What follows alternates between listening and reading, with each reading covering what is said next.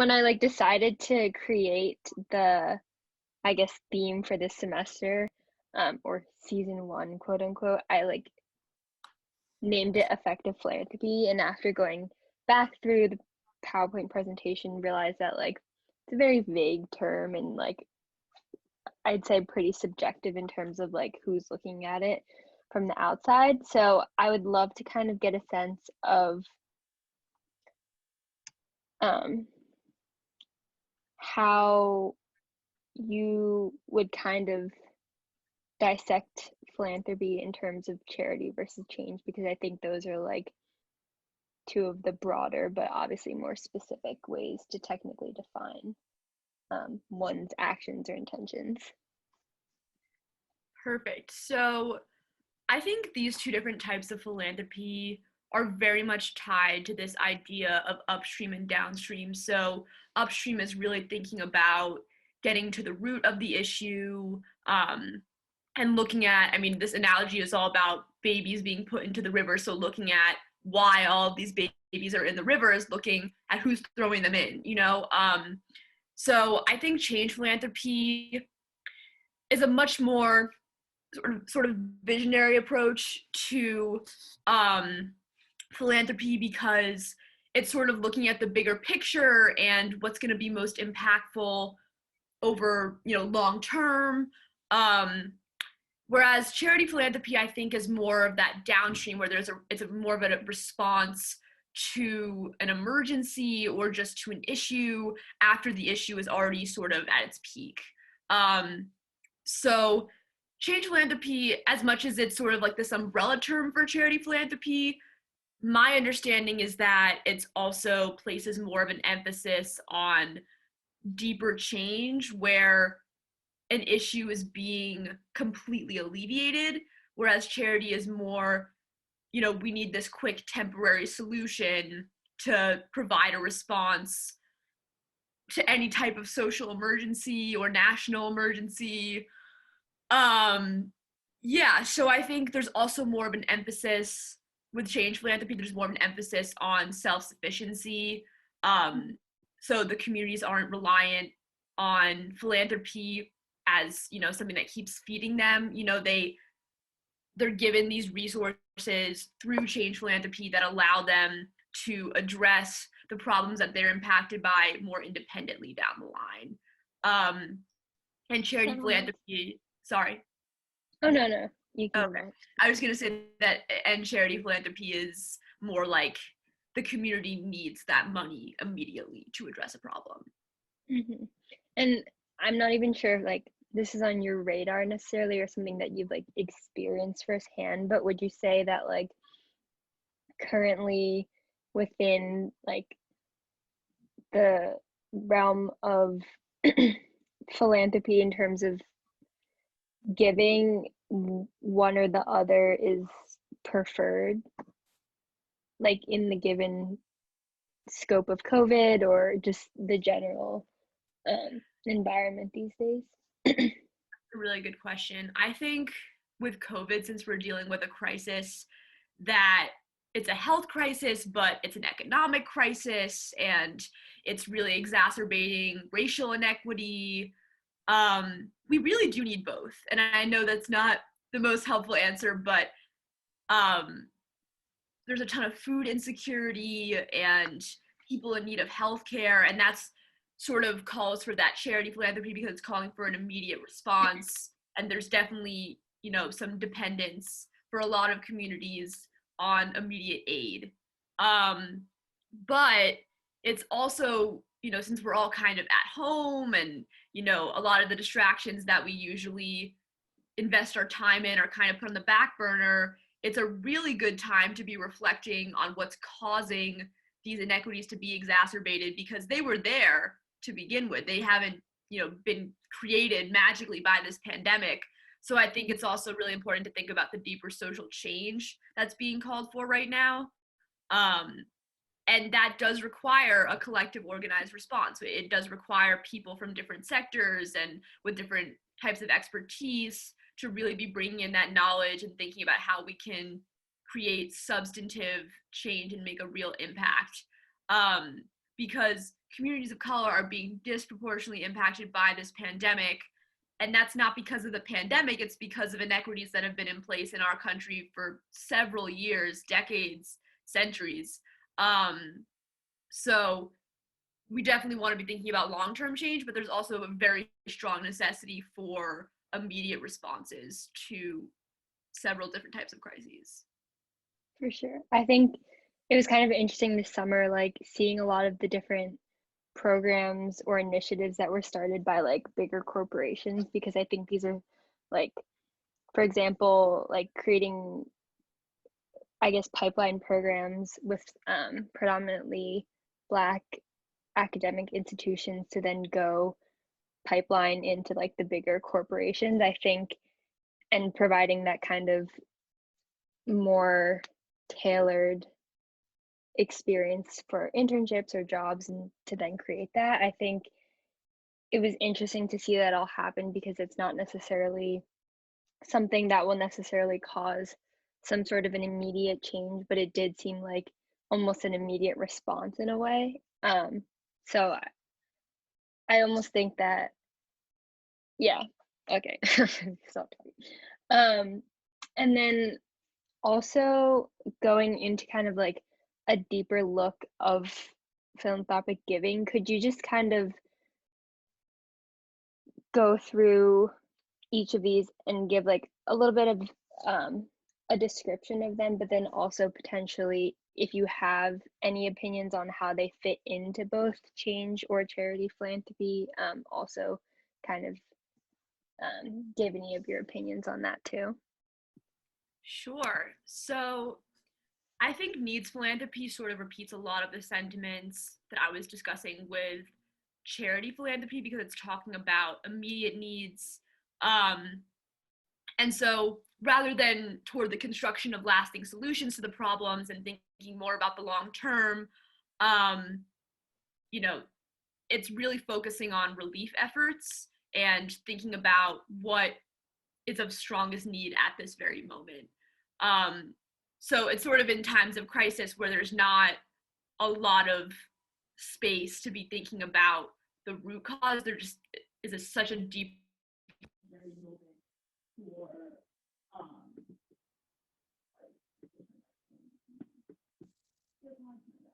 um, the such necessity for immediate response. So I think these philanthropy very much overlap philosophies of charity philanthropy. Um, and then empowerment philanthropy, I think, goes back to those ideas of self-sufficiency, which I was discussing a little bit with change philanthropy, because it's really looking to provide communities with the resources they need to address the problem independently. So that means education and mentoring, skill development in terms of types of skills you may need for employment. And when people are able to have those types of resources, there's a lasting impact on them where they can apply the skills that they're developing through these resources. And then eventually they can just become more effective in meeting their own needs. So there's really that philosophy of empowerment and in terms of self-sufficiency, and not having to rely necessarily on constant giving from foundations or organizations. It's more, we're going to give you this tool and then you can utilize it to meet your own needs. And then with capacity building philanthropy, there's really a focus on strategic planning and building alliances. So it's about groups coming together to serve several communities. And because there's a lot of nonprofits that are doing similar work and that have overlapping missions. And I think it's a great way for them to sort of pool their resources instead of wasting certain resources or lacking efficiency. It's a great way to just bolster efficiency. And it also really fosters collaboration and allows organizations to work together. I mean, I'm sure in many cases, the effort becomes much more impactful when different communities are building alliances. So that's what capacity building philanthropy is about. And then systemic philanthropy is thinking a lot about the root causes of problems, which is something that I was discussing with upstream philanthropy and change philanthropy. So there's like this necessity to be shifting consciousness or people's perspectives on an issue and mobilizing them towards substantive civic engagement, and that could culminate in policy reform. And there's just sort of this focus on truly effective change strategies and a lasting impact that is comprehensive, that centers all of the needs that need to be met. Yeah, that's all great. I guess like given the more technical terms that like we're talking about right now, would you say based off of like either your own opinions or things that you've learned in different experiences you've had from the philanthropy that you've done, would you say that like for instance a, a problem that needs more of a long-term solution but only consistently gets the short-term change, would you say that that potentially does more harm than good ever? Or I guess, do you have any opinions on kind of using one avenue of philanthropy when like another should be used or could be more impactful?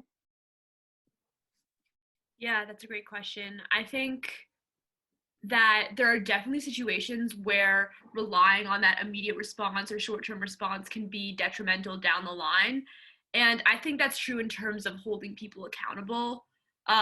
Because, you know, there are a lot of instances where you can do damage control for a situation, but you're not necessarily thinking about the errors that led to a certain problem. It's really important to reflect consistently as organizations, as people, and to be thinking about what actually led a problem to be exacerbated. Something that I'm thinking about is, you know, the way our country's been handling the pandemic. I mean, in so many situations, you know, we closed businesses immediately, and then I think we didn't necessarily think about how we could keep them closed for a long time while also supporting people economically, because obviously we're relying on jobs and people rely on coming to work, but that creates severe risk in the middle of a widespread pandemic. So, I mean, in those cases, it's important to think long term about how can we solve this severe issue in the moment, but how can we do that without creating damage that's going to last for a while. And I think that's also very much true in terms of combating racism. I mean, diversity training is incredibly important. Hiring people of color is incredibly important. But that's really one small short-term thing you can do. There also has to be sort of an internal process of reflection within an organization where they're thinking about how they may have contributed to white supremacy in different ways, whether that's implicit or explicit. And yeah, so I think, especially when these problems have gone on for such a long time, it can be detrimental to think of them as things that can be solved quickly in the moment, because they likely take an extreme amount of dedication to be solved, but also we don't want to approach them as things that are going to take years, because that sort of reduces the urgency. I mean, it's a truly urgent problem, and that reduces the sense of urgency. And you need that sense of urgency to mobilize people and to make sure that they realize that it's time sensitive. Inequality is time sensitive, and we can't only rely on little small actions to combat it. So it's a lot about that give and take, I think, where there are going to be instances where short-term, you know, thinking or minor temporary solutions are important, but when you're talking about a large-scale problem that's been going on for a long time, it's extremely important to also interrogate the roots of that and to apply more of a systemic thought process to it.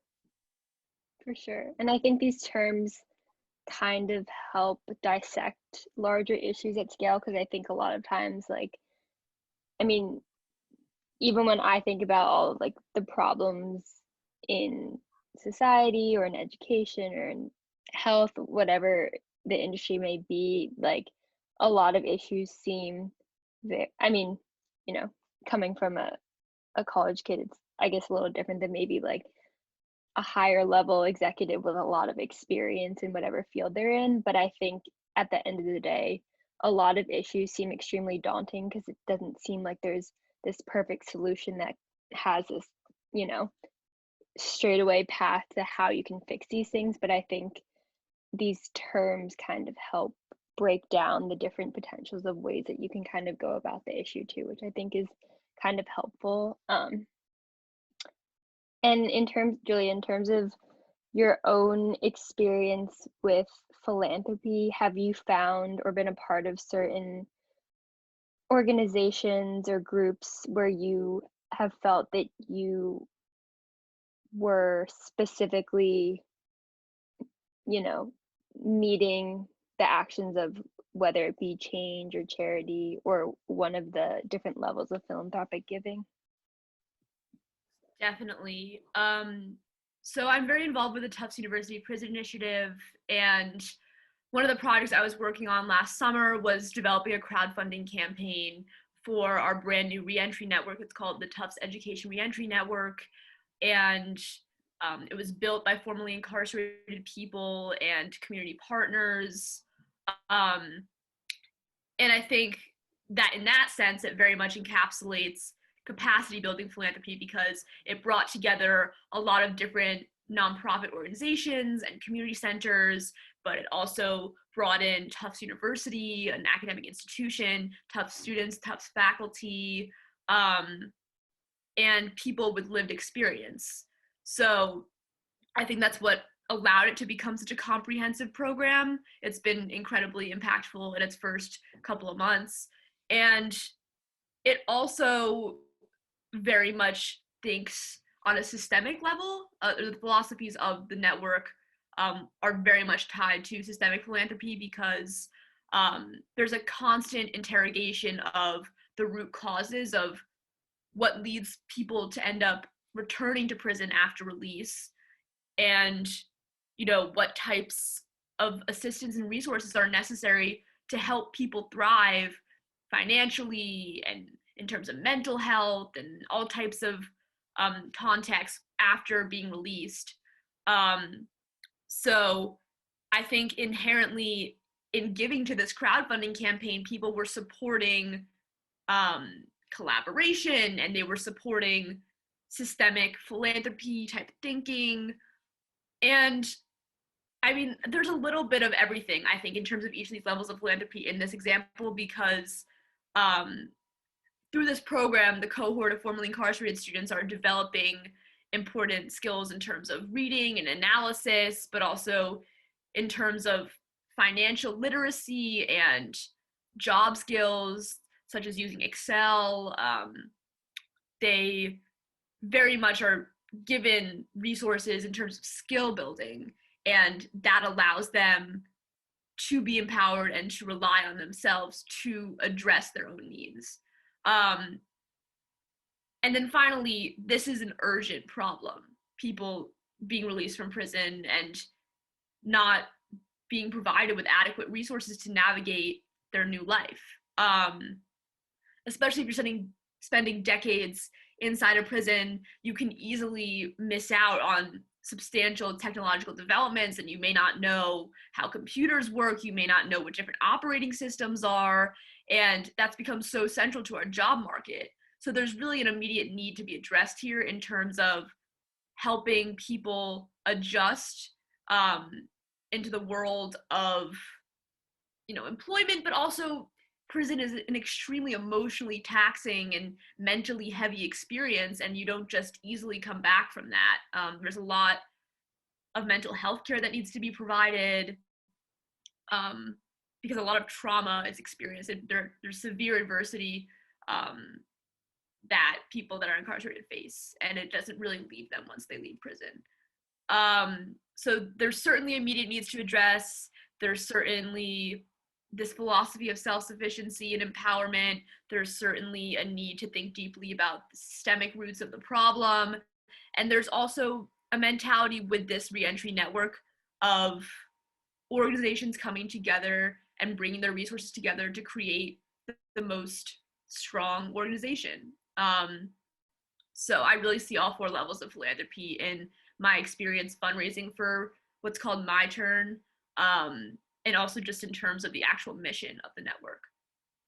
That's amazing. Do you guys kind of break down by group different like intentions you set or the impact that you seek to get out of certain levels of what you're doing, or is it kind of just a collective group action in terms of like you're all working together on the same thing? I think, I mean, while people do have specific roles, I would say it's more of the latter, and that we're all very much working together towards a common goal. So I'm actually taking a class alongside the formerly incarcerated cohort right now on Excel and coding. And part of that class is debriefing every Friday with the founding director of the Prison Initiative, who is obviously a monumental aspect of the creation of the network. And also, I mean, this group of people that we debrief with, it's not the formerly incarcerated cohort, it's only the Medford students, the students that live on the Tufts University campus. And so that's really the time we take to reflect on the impact of our work, how we can better support our classmates, because this is not occurring within a vacuum. You know, people's lived experiences impact them on a daily basis, and they don't stop impacting them when they walk through the doors to the classroom. So there's a lot for us to think about, and we constantly want to ensure that we're making a substantive impact on the lives of people that we care about, people that we're building relationships with. Yeah, that's amazing. I feel like there's so many things that I don't know and that I used to kind of like judge from an exterior place of privilege that, I mean, again, there's a lot that I still would need to learn, but it's great that you're doing that, and it seems like there's a lot of impact being had there. I guess if we had to kind of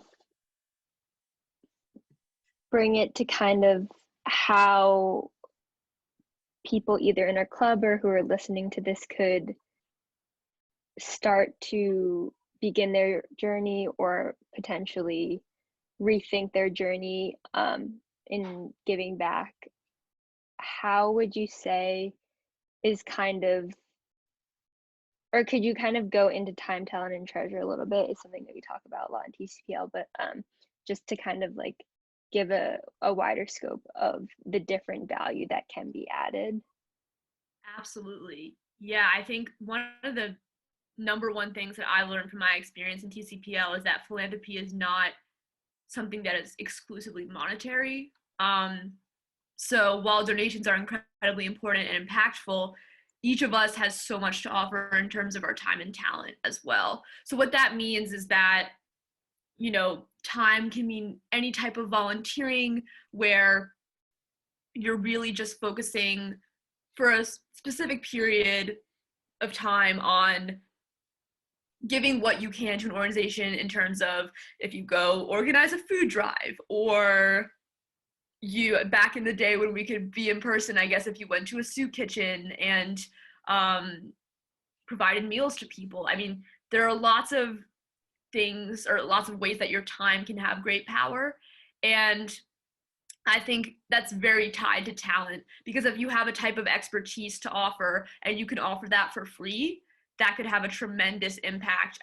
One example on this one page that we were thinking about in the wake of this pandemic is having doctors and healthcare workers provide public health advice or ways to take precautions against COVID. So that's incredibly important. And there are virtual volunteering opportunities that would be examples of time.